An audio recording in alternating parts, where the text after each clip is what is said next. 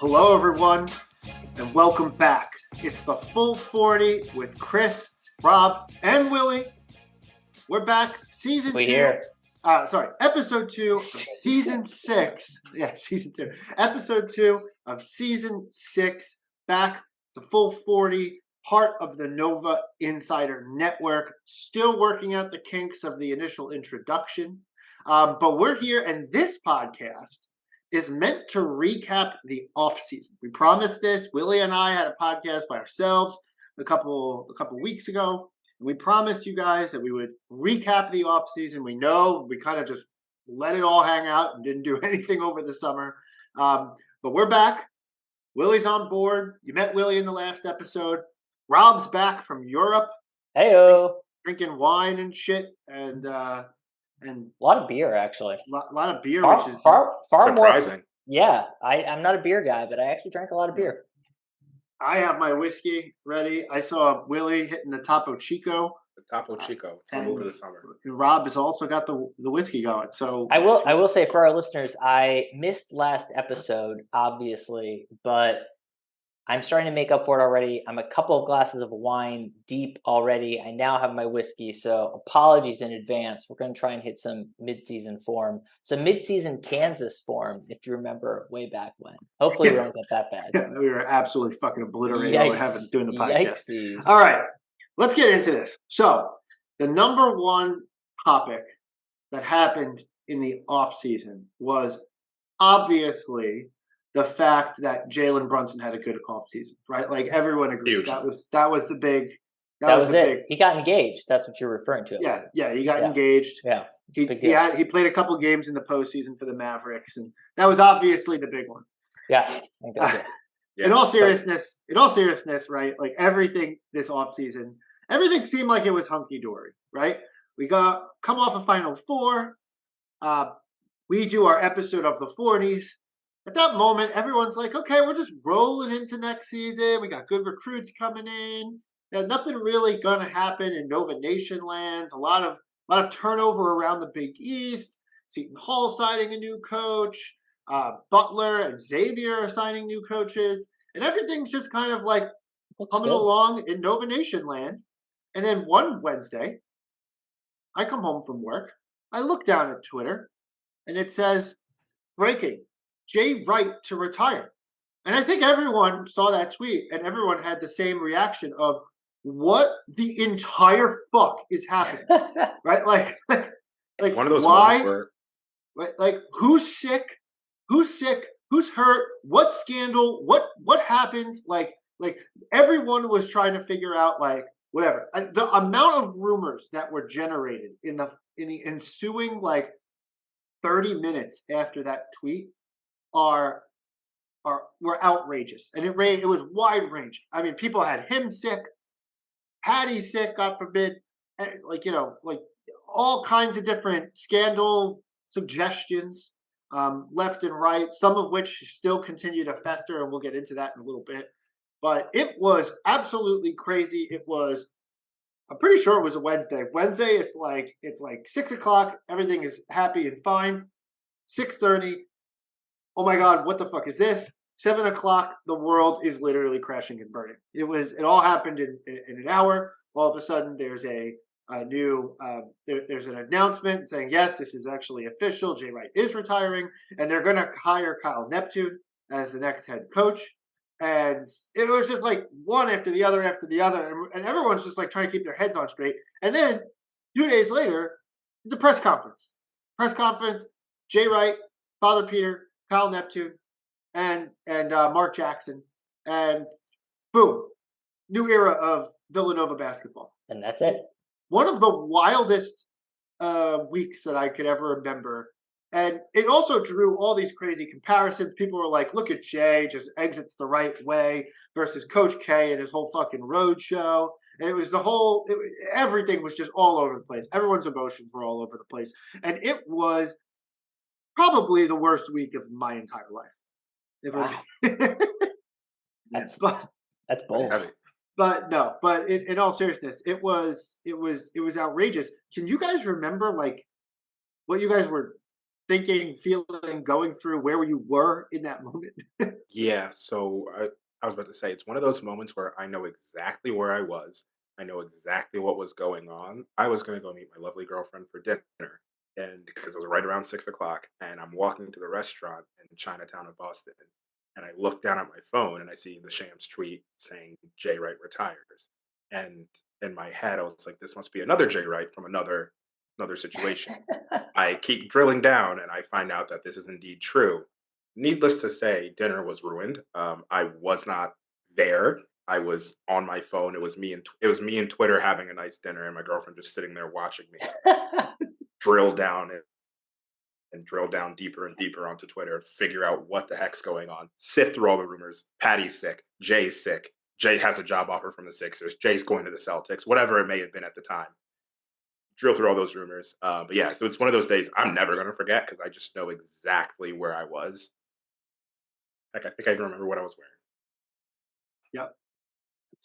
That's pretty in depth. I don't know. For me, it was kind of like, I don't know. I had kind of an interesting reaction. I was just kind of like, no way, that's crazy. Like, oh, okay, well, good for him. All right, well, that was interesting. Guess we'll see how next season's going to go. And it was, I don't know, it was almost like a lack of feeling. But I will say at the same time, I remember feeling very distinctly excited for Jay if nothing else bad was happening. If he wasn't sick, if Patty wasn't sick, if he didn't kill somebody, all that stuff. I was like, well, good for him. Like, he made a life decision that few people actually get to make, and then actually take the action to make, of realizing, hey, I'm in a good spot and I'm going to change some stuff up in my life because I'm interested in pursuing something different for whatever remaining years that I have left. Not that Jay's an old guy, but he's right before he was 59 or something like that, right, when he retired. So it's like, look, you only get so many years here, and make the best of them. And if you want to choose to do something different, then by all means, go and optimize for whatever your happiness is. So it was an interesting day. I definitely was like kind of obviously in shock, but felt pretty excited for him too. Obviously, whatever that means for the program, I don't know. I guess for me, it kind of sums up how we always talk about the players. And we've always talked about on this podcast how we're always excited for the players to go pursue their NBA dreams, because we're trying to optimize for them and for their happiness and their output. And I kind of took the same approach for Jay. It's like, look, if this is what you want to do and that makes you happy and that's going to be like a good outcome for you, then like by all means go do it and we'll be okay. I agree. I think it was just the emotions were just everywhere, right? Like it was just something so unexpected, and then it happened so abruptly. It didn't feel like I kept thinking to myself in that time frame when people were making. I brought this up before, the Coach K, Jay, and how they retired comparison. There was something about the K retirement that was like, okay, the fans who have loved this guy, whether we like him or not, like it's a different story. But the fans who have liked this guy for years were able to give K his roses, right? Like, and I feel like Jay, we didn't get that opportunity with him, and I kind of wish that we could. I think that's kind of my. I think there's a little bit there where I was like, man, did I want him to get like a standing ovation in every campus around the country or conference this year? No, but like it would have been nice to kind of have a sense to this, so that like A, I had time to process it, and B, I had time to enjoy this season. Like great season for the program, Big East tournament championship, Final Four run. Like had I known that Jay Wright was retiring in that context, like the Final Four run would have seemed even that much more momentous, whatever I'm trying to say. Like it would have felt like better. Momentous is the word I'm trying to think. Monumental and momentous combined. But I truly was I was sad about that. I wanted to be able to kind of give him his due as the head coach of Villanova. Now, that being said, other elements to this was that it happened abruptly, and the truth is, I don't know if Villanova was truly prepared for this. Like, I think we have to have that conversation, because the story that was told at the press conference was that Jay approached Mark Jackson before the Big East tournament saying, I think this might be it for me. Then at the end of the Big East tournament, when they won, it was like, hey, yeah, this is probably it. And we're going to go on this NCAA tournament ride. And then literally within a few weeks, and the team kept winning and whatever, there was no announcement, obviously. But all quiet on the Western Front, no noise from anybody anywhere. We can only assume that Father Peter and Mark Jackson were trying to convince him to not leave. But what Jay told in the press conference was pure and simply, I had to call Mark and say, hey, what's going on with this new head coach thing? Because like, I want to make an announcement and get this over with. Right. Like, so I'm not 100% sure. Like, I have a funny feeling, if we're being candid, that Jay told him that Mark and Father Peter thought he's too young. He's not actually going to retire. He's just feeling it, whatever. We can at least kick the can down the road a year.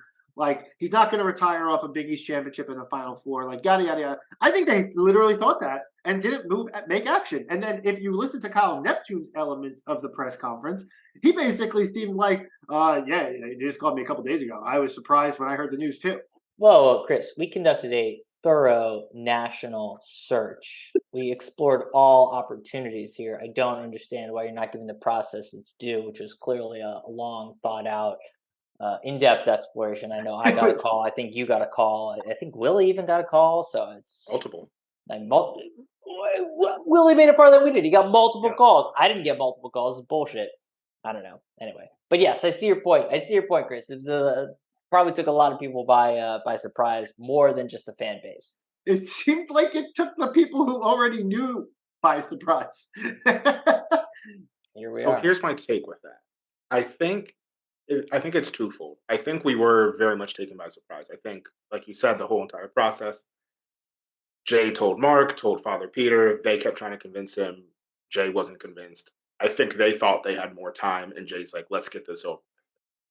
I completely agree with you there. What I think is so interesting is there wasn't at least a national level leak, even like deep Villanova embedded people leaks, until the announcement came out. And there wasn't the Jay Wright's retiring, Villanova starts its head coach search. It was Jay Wright's retiring, Kyle Neptune's ready. So as much as it was, holy crap, what's going on? If you looked at it from a national level, it was Villanova, Jay Wright left, Kyle Neptune was automatically called in, and it was just that seamless. Jay Wright tapped his what's the word I'm looking for? Successor. Yeah, his successor, and then his monumentous successor. And then from there, rolled off into the sunset. So it's super interesting that like we definitely had that level of where I feel like we were completely unprepared, but then it also came out very much like Villanova handles things in-house. It was done in-house and it was done very quietly, and then wipe your hands of it, we're moving on. It did. It totally came off of it, because I'm telling you, people all across the country, like UConn fans, like Syracuse fans, everyone across the country were just like, wow, look how classy Jay Wright was and how organized this Villanova thing was. Like, and it was so funny because I was like, this wasn't organized at all. Now, I will say, if our listeners did listen carefully, back in I think it was our February episode, we did tease something, because we did get some insider information that if Jay made a Final Four run, it might be his last hurrah.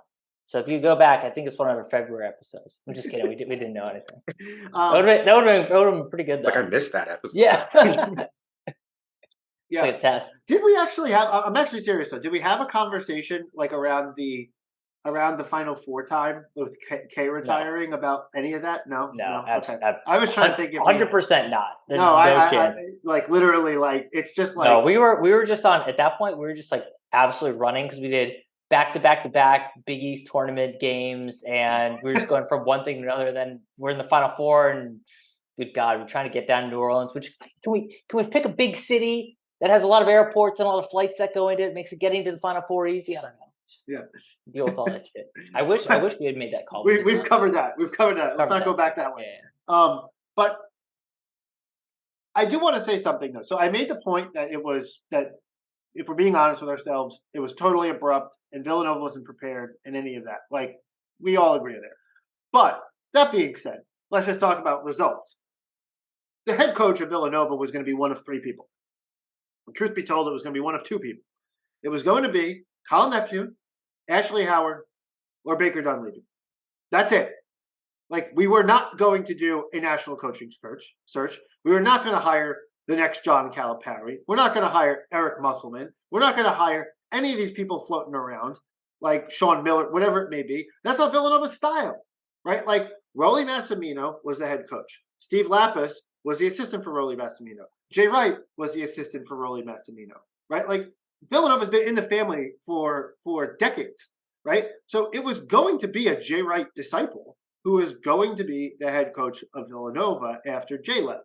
So, like, when we actually, like, took back, like, I don't know why Mark Jackson had to even say we conducted a national coaching search. Like, you didn't have to say that. You could say, no, he had to say it, because if you don't say it, then the fan base is going to be like, well, this is ridiculous. You didn't conduct a national search. There could be something else. It's simply a cover your ass statement. Yeah, that's 100% what it is. But reality, though, is that we knew it was going to be one of those few people. And it wasn't going to be Ashley Howard because, candidly, like, whether it was situational or whatever, like, the LaSalle gig didn't go according to plan.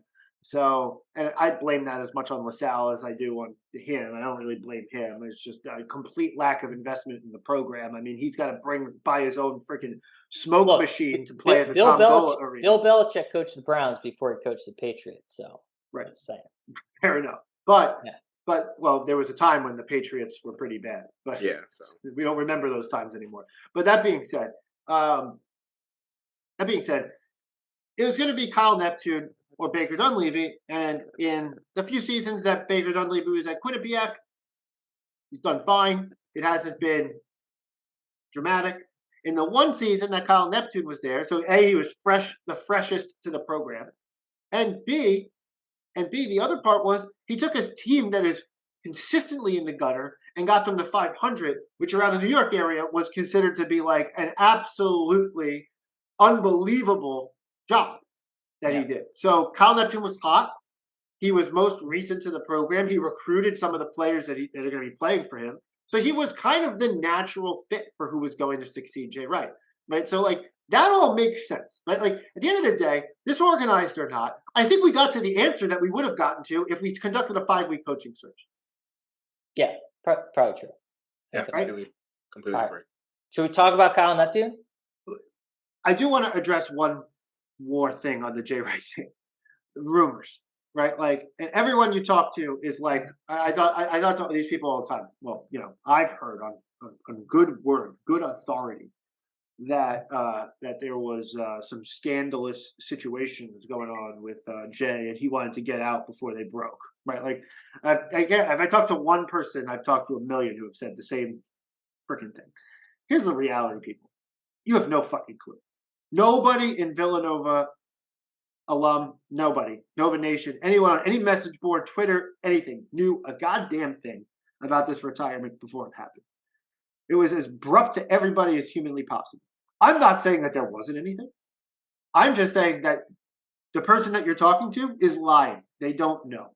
So the reality of the situation is that we don't know if there was another reason. Thank God it's not health related, because that would have come out. But the reality of the situation is I don't have to play with that. I genuinely believe, Rob, to your point before, that Jay was happy. He made enough money. He was tired from several years in a row of being out of town every summer. He was just in the Olympics. all summer long, dealing with COVID for 2 years. He got COVID himself once, twice, maybe 3 times. Like, guy was probably fucking exhausted and just said, I'm taking a step back. I don't want to do this anymore. So for all the rumors that are out there, the official story is actually quite believable. Hell, I'm 35. I just had a kid. And I'm like, yeah, you know what? Retirement doesn't sound like a bad idea. Right? Like, so like, I don't know. Like, yeah, obviously, like we all want to make endless sums of money forever, but do you want to be Jim Boeheim either? No. So I believe the official story. Yeah, I agree with that. I think what leads me to like really lean in on that and believe that is Jay would always talk about "Don't mess with Happy," which I think was a quote from Joe Valvano, and then I think before that George Raveling, and it's just a quote that "Don't mess with Happy." And I think Jay was truly just happy. He had done everything he needed to do. There was nothing else to be done. I think if I'm like putting on my tinfoil hat, I think he was probably a little pissed that we kept winning in the Final Four. Not like actually pissed, but he was like, I'm ready to retire, and these guys aren't giving me a reason to. And he had to stay on his game a little bit longer than he thought he was going to have to. So I think he was happy, and I'm with you. I think it was just kind of like I'm just going to roll out and do it on my way, which is for anyone who has been around Jay or has heard any stories about him, this is a very Jay Wright way to go out. It is. It is. And with that, I think we can move to the Kyle Neptune hiring. So we talked a little bit about how it happened, but so where are we at with the Kyle Neptune thing? Because I will tell you, in my mind, he passed his first few tests. The first test, number one, was the opening presser, which was obviously going to be a nerve-wracking situation. He was like, I don't even know what I'm doing. But hey, looks good in the suit. He's going to bring back the suits for at least the first game. So that's test number 0. Test number 1 was get the recruits that Jay Wright got back into signing. He did that, and he passed with flying colors on it. Yeah, because obviously, yeah. Go ahead, Billy. Yeah, the fact that he was able to keep Cam, Mark and Brendan. Mark, I think, made the most sense to stay. I think he's local. It made sense. I thought there was playing time. There was playing time. It made sense. Brendan, I was a little bit like, all right, from a like skill level perspective, not that he's not good. He's going to be very great for us, but he's not Cam Whitmore, and also he's from Texas. There's a chance he's going to want to go home because why are you going to move from home to go play for a coach who's only coached for 1 year at Fordham? Who's not a Hall of Fame coach. Who's not a Hall of Fame coach. Who's not Jay Wright. I think Kyle's going to be great. He's not Jay Wright.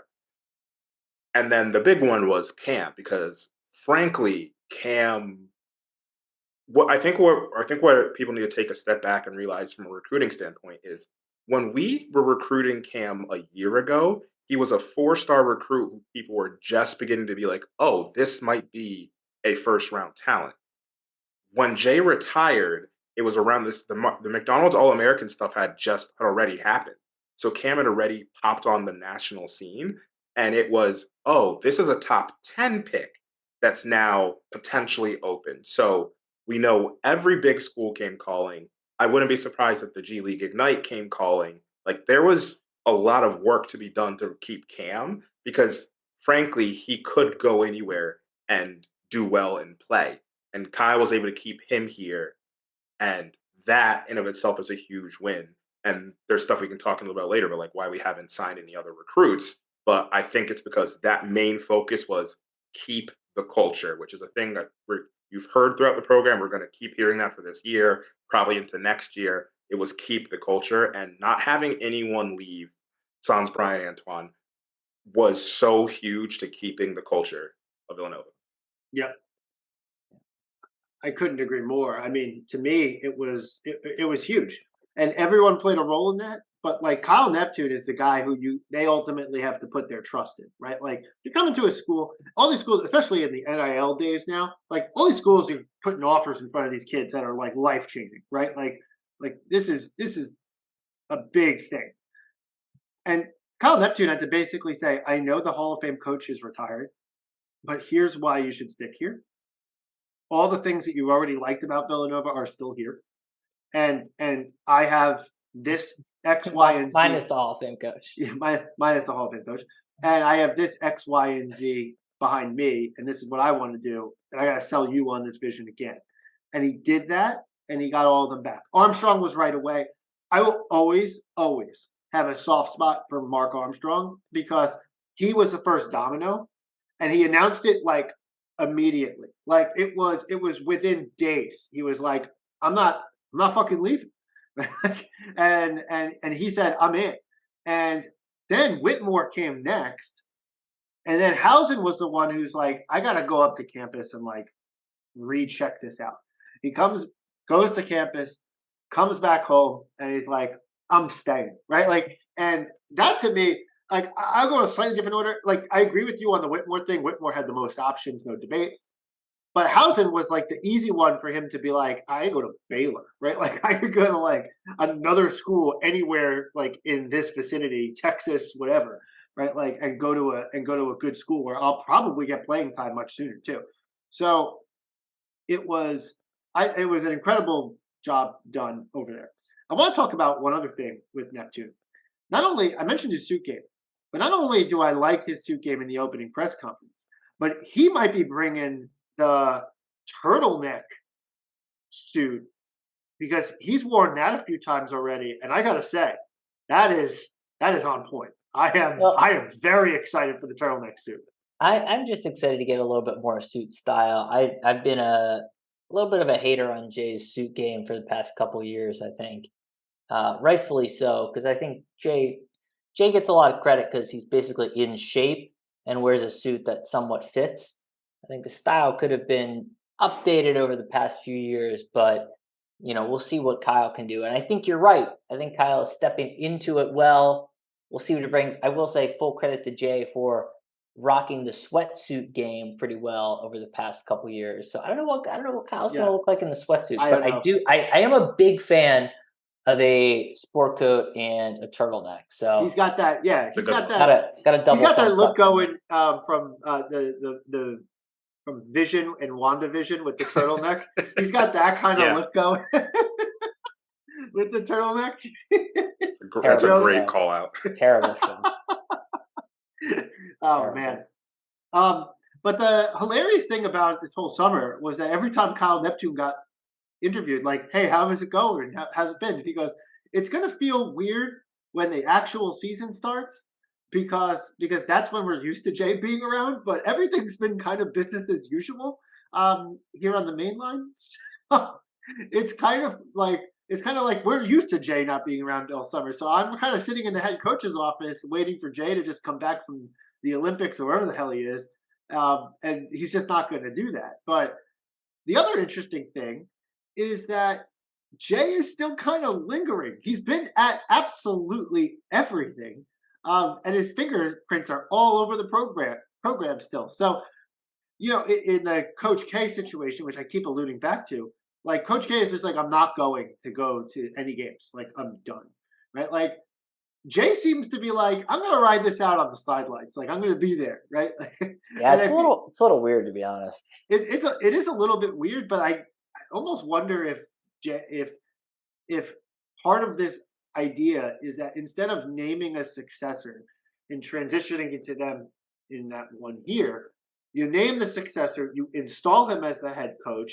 Jay's still getting paid by the university, right, as the assistant to the president, and Jay kind of like background coaches for a few years to kind of help Neptune get his feet under him. So it's almost like the transition doesn't happen with the new coach stepping in right away. The transition happens with the old coach lingering.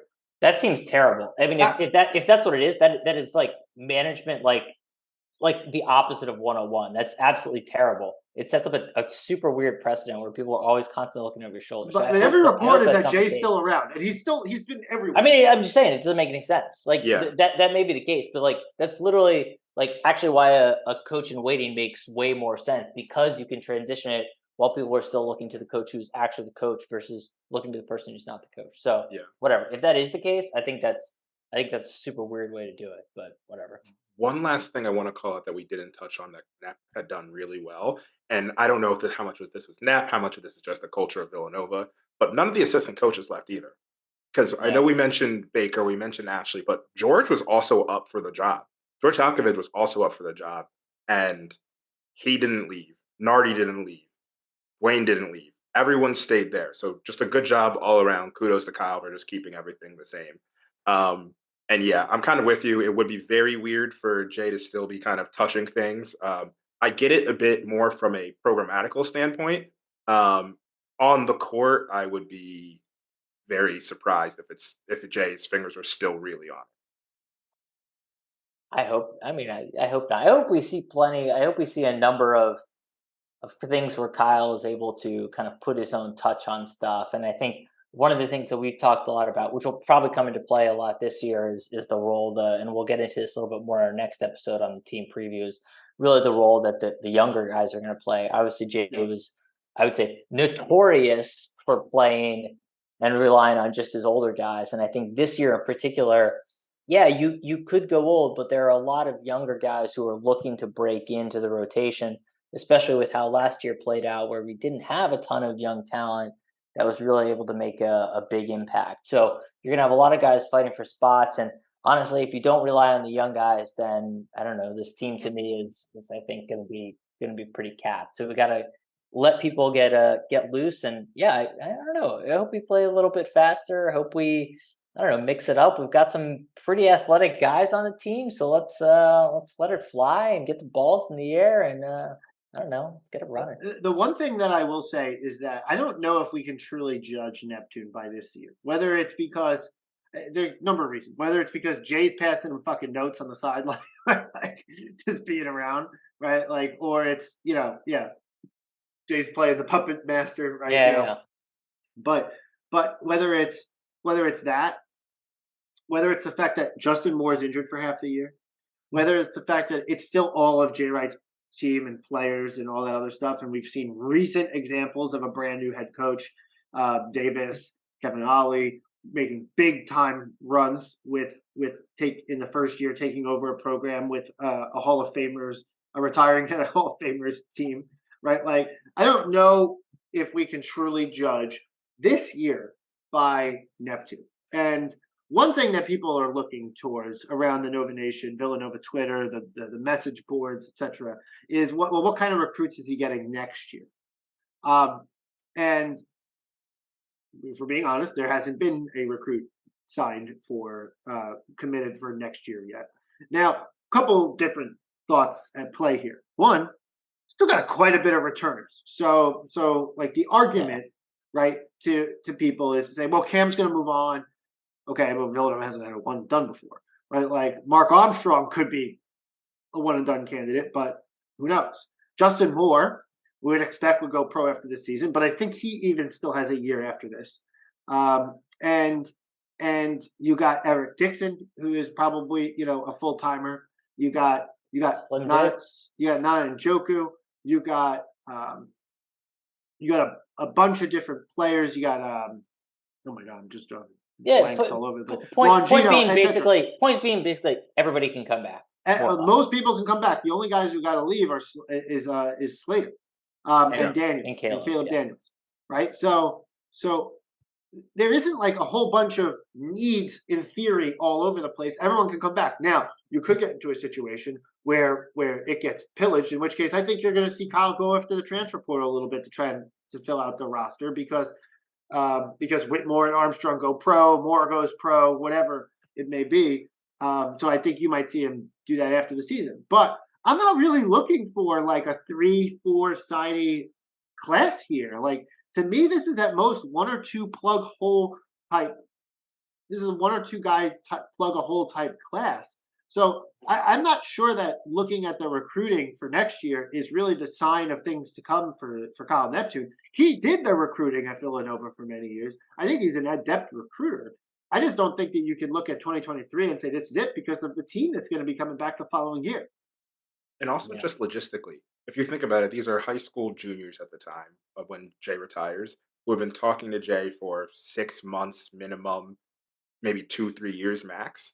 And now Jay leaves and there's a new coach coming in and he has to reconnect with them who are recruits. But once again, he still has his own team to handle. He has to reconnect with recruits, reconnect with their families, explain what his vision for Villanova basketball is. There's so much change that's going on. I don't figure out what his vision for Villanova basketball is. Figure out what his vision.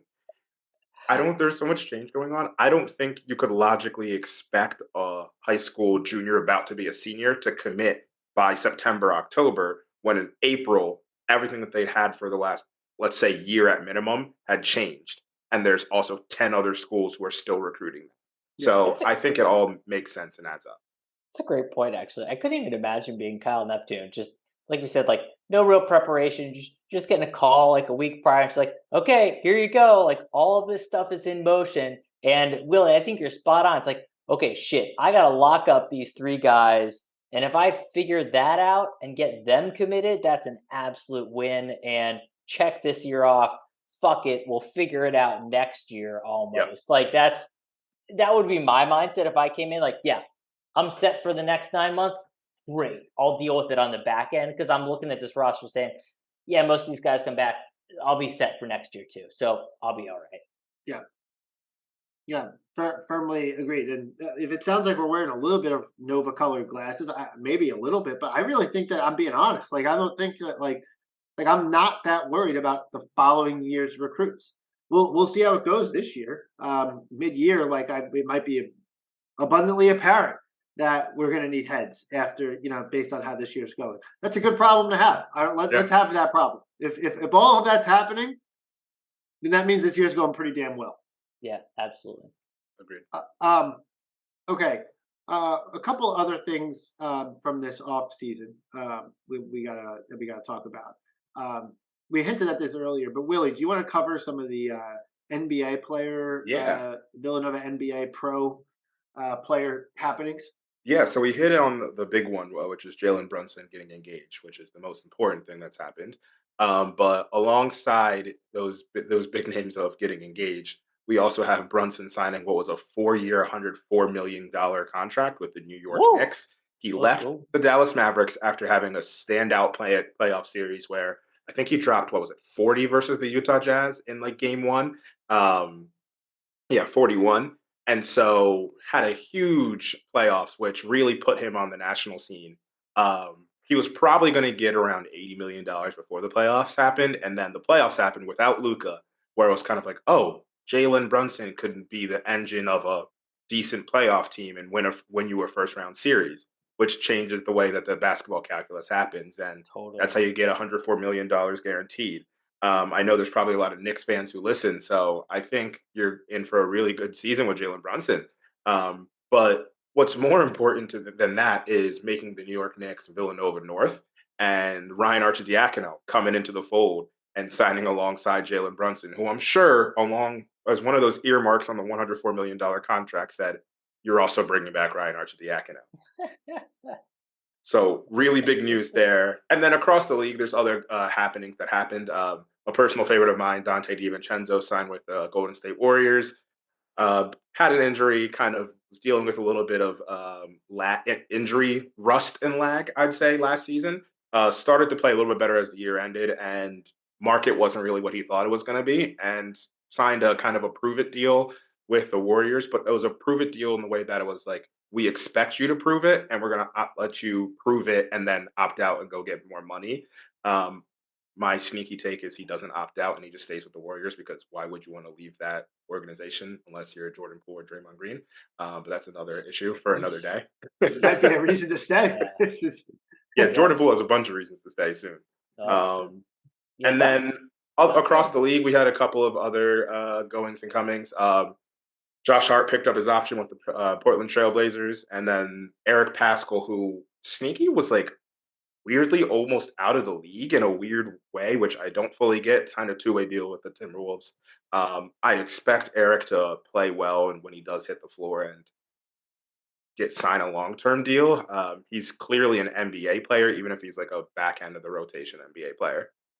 Yeah, Eric was an interesting one. It was, and as some of the more information came out about that, it was like literally, to your point, very much almost out of the league. Like was considering just saying, yeah, like that was it. It was a good run, but evidently Donovan Mitchell, who we all know is like a good friend of his from childhood, was like really pushing him hard. You're like, no, like go try it. And the fact that he had to sign a two-way deal this many years into the league is kind of a weird sign. So hopefully he he takes the most of it or makes the most of it and plays himself into a full-time roster spot. But that was definitely a weird one. Dante's another weird one, to be honest, too. Like as more stuff has come out around it, it's been kind of interesting. Like he alluded to what happened to him around the trade deadline last year as he was getting traded, and him not even really knowing what was going on, which I guess is kind of the norm, right? Like as an NBA player, you don't have the full intel until you get a call and said, hey, you're going somewhere.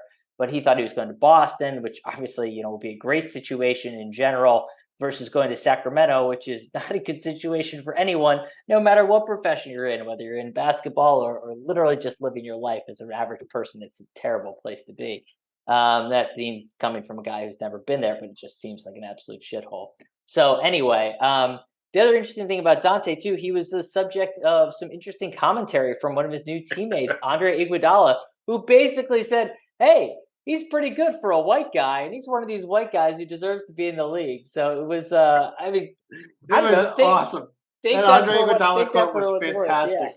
it was like, okay, all right, It's sure. something he never should have said, which is exactly why I'm happy that he said it. He was just like, yeah, I usually don't like this white guys in the league, but this guy, he's good. I like Yeah. him. So like the random part of it aside, the thing I actually took away from it, I was like, okay, well that's good because as we said, like Dante was pretty injury prone. He had a nice role in the Bucks 2 years ago, I guess, but then last year with getting hurt, and just kind of never, or 2 years ago getting hurt, and then having a weird year last year. There were kind of these question marks. So if he's already proven it to an experienced vet like Andre, like that's really good actually. Like Andre's been around the league for a really 18 long years. time.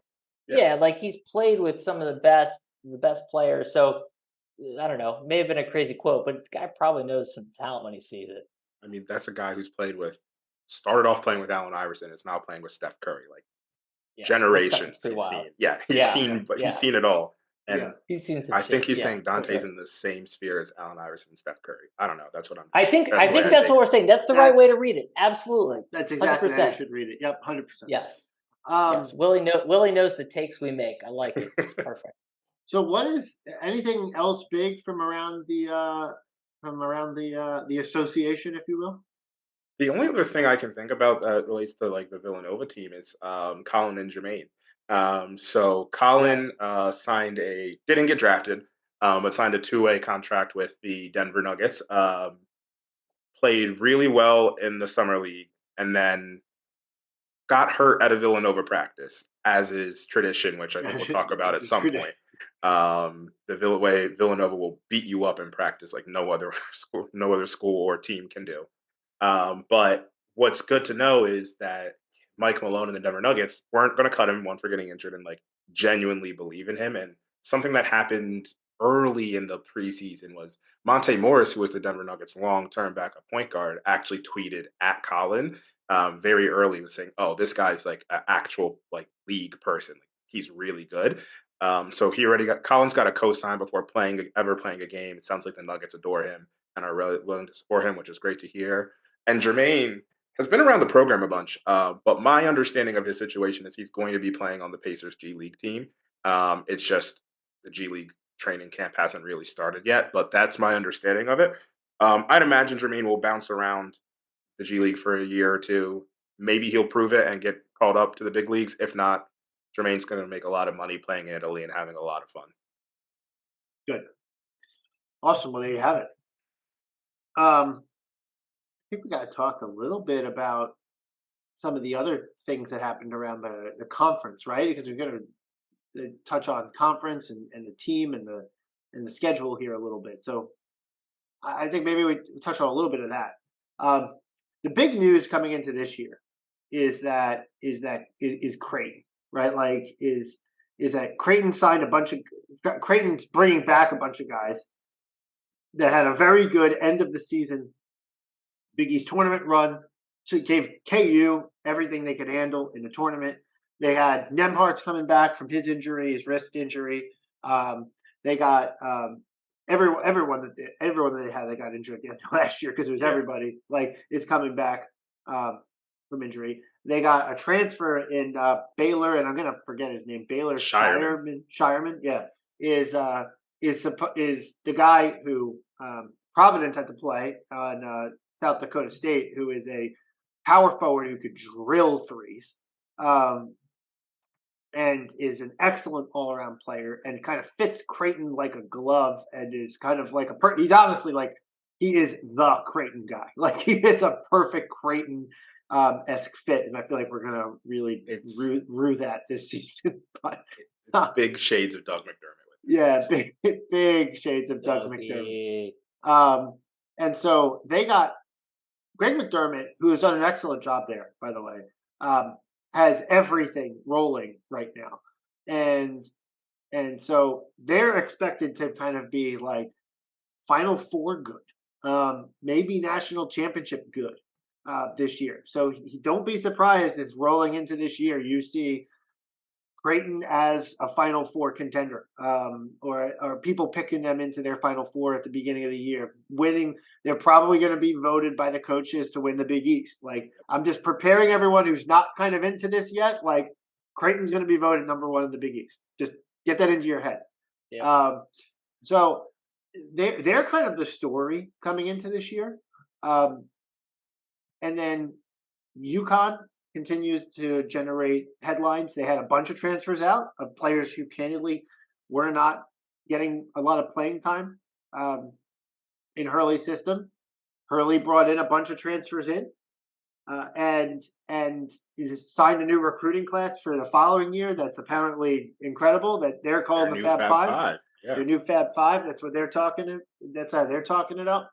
But after a disappointing finish to last year, UConn's also talked about really well. And then the other team that's really kind of highly discussed is Xavier, who as they finished the regular season last year was obviously horrible. But they fired Travis Steele. They bring in Sean Miller back to the program, and Son returns. and they win the NIT, so they go on a little bit of a run there too at the end last year. And they say this team again has a lot of talent on the roster, and with a better head coach who has experience making it to Sweet 16s and Elite Eights, this should be a team that should be a contender. So there's a little bit more. I would say the Big East this year has. In prior years, we've lamented the fact that the Big East is like a clusterfuck in the middle, which it still kind of is this year. But there's a little bit of high end here with talent-wise between Creighton, Villanova, UConn, and Xavier, where it could be a year where we get less teams in but more teams further in, is kind of like the thing, which Rob's giving thumbs up right now. Sign me up. Let's go. But I'm not saying that's a guarantee. Somebody else carry any load here, please. Yeah.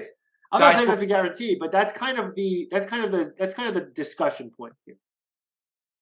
Before we move on, and you guys know I'm a stickler for people speaking correctly.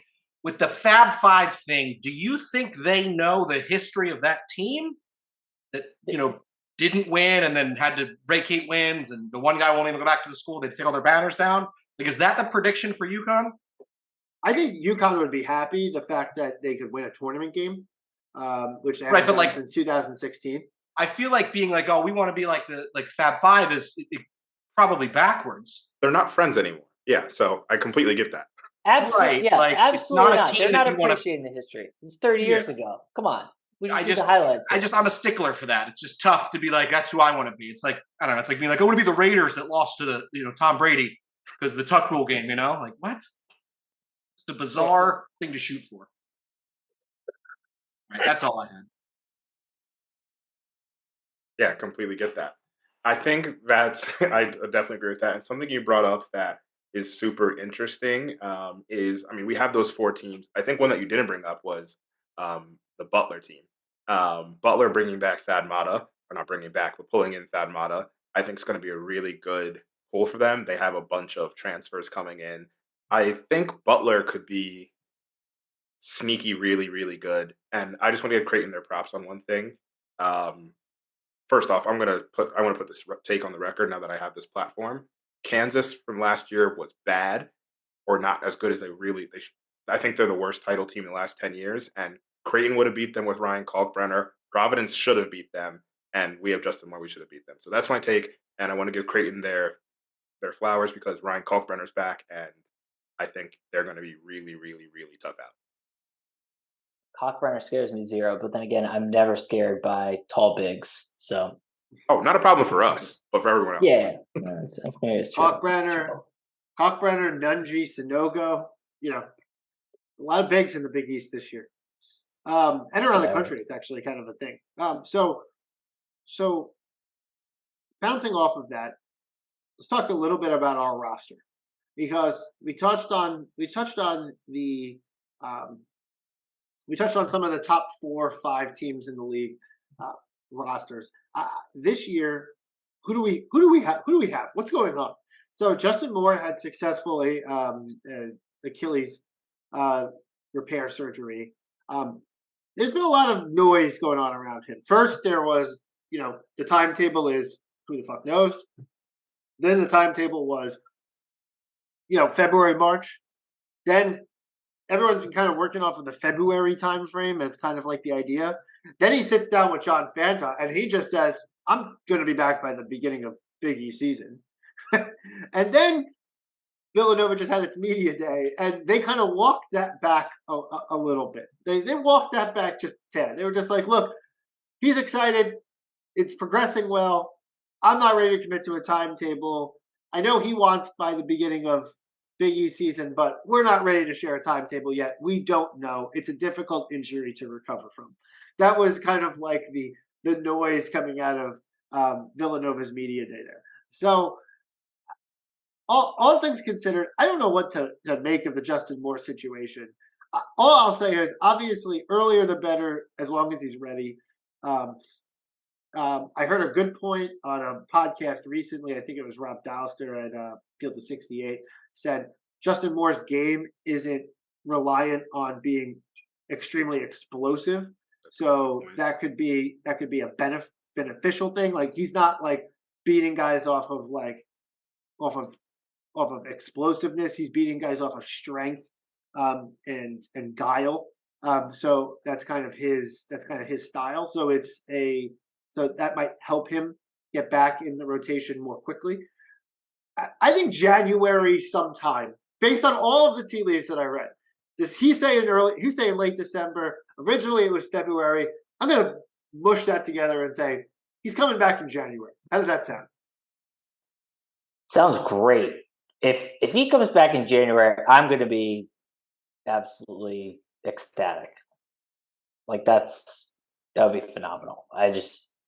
Didn't expect anything near that. I thought the season was a wash, to be honest. Like, total wash. And here we are, thinking optimistically. He's back around that time, getting the flow of things. Like, sign me up 100 times out of 100. Yeah, there's a part of me that thought we saw him play his last Villanova basketball game. Totally. So Totally. This is great news, and adding him in mid-season is a huge part. And then, I mean, the rest of the roster, I'm pretty excited about. Yeah. So we got to talk about Whitmore's injury, right? Oh, do we have to? Do we have to? Yeah, seriously. I mean, we got to talk about Whitmore's injury. So tell me if you've heard this before. Villanova player hand injury occurs in practice. I don't know if you've ever heard that story. Not something that we've ever had to cover on this podcast. Yeah, we need to get Shaq back on the pod, and we need to go down, and we should just do a hand strengthening entire podcast on hand strengthening. What does he do for the guys? Because he clearly needs to do a little bit of a refresh because the hands are just not working. It's unacceptable. Not working for me. So, but this injury is a little different, right? Like, we got to talk about this because it's been broken hands that we've been more accustomed to, which I think we all know is 4 to 6 weeks. Like, the whole Nova Nation knows that a broken hand takes 4 to 6 weeks to come back from. But but this is a tendon, so this could take a little bit longer, no? Yeah, it could. My understanding of it is we're looking like at 6 to 8 weeks. Yep. And the difference is, I mean, I'm not a doctor, but I know doctors. The difference is from a bone bruise healing, your bone is healing, but there's not necessarily anything that's changing from like a muscle motion standpoint. And now there's a tendon injury where that there's some extra work to be done there. So, I mean, they said they're going to reevaluate him in November. I think that's just them being like, oh, we're going to look at your hand and say, like, how many more weeks is it till you can play? I mean, we don't have a timeline. We can speculate on timelines all we want. I'd imagine some point in December Mhm. he'd be ready to go. But it's a bummer because we're going to miss out on we're going to miss on a very talented player who's frankly not going to be at Villanova for any more than 40 games. 40, I think 41 we could play this year actually. So it's a bummer in that regard, but I mean, it's business as usual at the Nova Nation. You go in, you come to school, you get beat up, you break your nose like Caleb Daniel did, you get a concussion like Brendan Hausen, you tear your tendon in your right thumb like Cam Whitmore did. That's just life on the Nova Nation. That's welcome to college 101. We got a lot of injuries. The other two that you mentioned, Caleb will be back by the beginning of the season, um, and um, Hausen is a concussion. He's already back. Yeah. Oh, So- Trey Patterson with a sports hernia. Yeah. Oh my Sure. God. So, no big deal. Yeah. This guy's getting annihilated in the offseason here. But truth be told, in some way, I said this on Twitter. It's like it's a little bit like a chicken noodle soup. Like it's like soup for the soul. It's like, okay, well, nothing's changed in the Villanova program, so these guys are just doing the same thing that they've always done, just beating the fucking shit out of each other in practice every day. But I mean, I really do hope that we get Whitmore back pretty quickly because he is a difference maker. Yep. But the one good thing, and I hate to say this, I don't want to spin too much goodness out of all this, but with Moore being hurt, we touched on playing time for the younger guys earlier. Moore being hurt, Whitmore gonna be a little bit of time to get back. Like playing time for a lot of guys coming for for this team, which I think is going to pay dividends later in the season, right? Like these guys are going to be, it's going to be growing pains early, and unfortunately, we get right off to the races. LaSalle, Temple in the first week, we have one total cupcake in Delaware State. But I think we have just like a lot to get off the ground with. But it's going to take a little bit of growing pains, but then the dividends will come in the Big East season when these guys are going to be knowing what they're doing, having gotten real legit playing time at the college level, and then have Justin Moore back and have Cam Whitmore there to be able to lead that team. So that to me is I'm looking forward to that. Health willing, we're going to be really deep. Health willing. I don't know. I'm a little.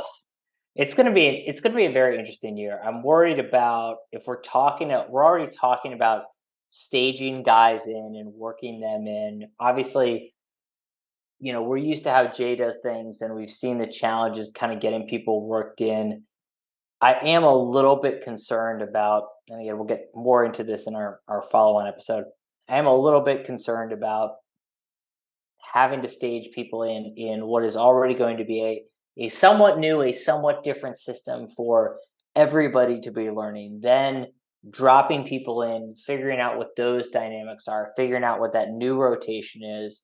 Then when you drop Justin Moore in at some point, figuring out what he can do, what his capabilities are, how he fits in, how that then further shifts things. So it's one of these things where it's like adding good players should, in theory, always be beneficial. And ideally, look, adding a player the caliber of Cam Whitmore that early on in the season will definitely add value to the team in the long run. And a player the caliber of Justin Moore should, in theory, add value and make this team better come March. But it's not going to be easy. It's not going to be just like a one-to-one, just kind of drop somebody in and, okay, boom, this team is better. So that is, I think, going to be something challenging that we're going to have to deal with throughout the year as we're kind of bringing people in at various points. All fair. Yeah, I completely agree. All right. Any other off-season happenings we need to recap? Brian, you sent something around the chat here. You want to touch on that? A little NIL action? Oh yeah, sure. So I just saw a tweet. I didn't tweet it. I saw it. I read it. It came across my feed. I saw a tweet, and it is about a group, and looks like it's led by Randy Foy and former LaSalle coach Ashley Howard. They're doing a Friends of Nova launches to support NIL opportunities. So we've seen a lot of other schools do this with kind of putting someone in charge of sort of sourcing some deals for kids. and then helping them through it. So not super surprised that Villanova would do that. And I think Randy Foy would be a great person to have on that, obviously. And, Ashley Howard being familiar with the program. Yeah, let's get some better NIL deals than we had last year because It's better than I know- Outback Steakhouse, Rob. Well, Outback Steakhouse was one of the better ones. All right, Yeah, it was. Col- That kinda tells you the Until whole story. Colin said he likes overcooked Oh. steak. yeah, that was a myth. Steak is That's elite, I heard. I heard steak No, is cooking elite steak in the oven is elite, Brian. I heard that on Different. Twitter. But in all seriousness, Colin was one of these guys he was like a Barstool sports athlete, which means nothing, obviously. But then he did get a legit Outback Steakhouse deal. But then didn't he also have the random, I'm sure this will probably be some listener who'll call in and hate it. Car dealership. He had like a car dealership. Wasn't there like a random suit Yes. supplier Yeah, in there? suit, It was so terrible. He had the same car dealership that Jason Kelsey used to promote, and it's the same commercial. So, like, in the Philly whatever. area, that's like a normal. All That's like a local big time. car dealership commercials are the same commercial. Yeah, They're just different people and different You locations. know who had the best NIL deal out of everybody? Justin Moore and the Wawa King. Yeah. Ooh. Yeah. So we did have good. Ooh. Yeah. What? I think we did have good ones. To be honest, all of these are pretty decent. Like, That being said, unlike other schools like Texas A&M football, Villanova is not lining up NIL deals on behalf of these guys as a form of legal payment to attend the school. We should be. we don't know that. We absolutely Well, should if we be. are and the best we can do is the local Jaguar dealer, I think, we've got a lot of work to do. Our money moves silent. Yeah. Like lasagna. Like, can't a banker at JP Morgan just bankroll the whole team or something? I don't know.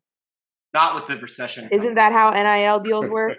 I mean, it's There's basically a recession, inflation, supply chain. We need someone in Abu Dhabi. supply chain. Supply chain. Maybe Yeah, we could we need- borrow some of like F1's Can we get Liv? funding. Can we get Liv in here?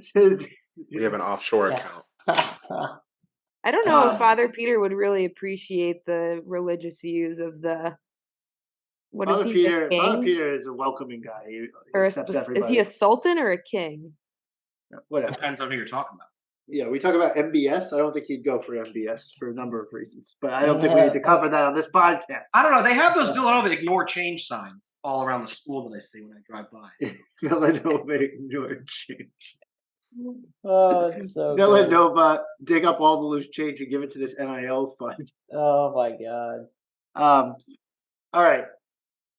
That's all we got, right? That's all we got. I think so. Let's call it a podcast. Let's call it a podcast.